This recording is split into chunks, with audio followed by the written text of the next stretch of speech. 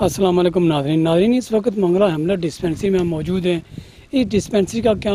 1975 में अमल में लाया गया था। उस वक्त से लेकर 45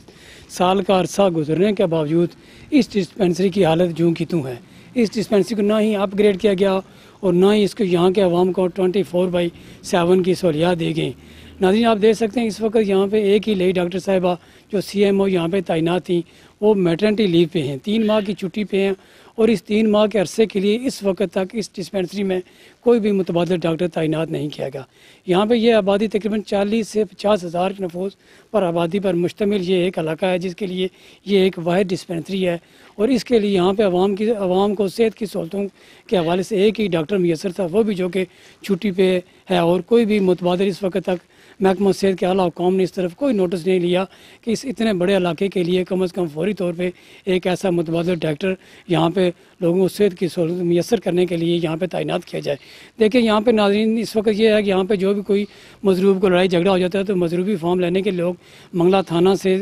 पिंडी समरवाल BHU में जाना पड़ता है, जो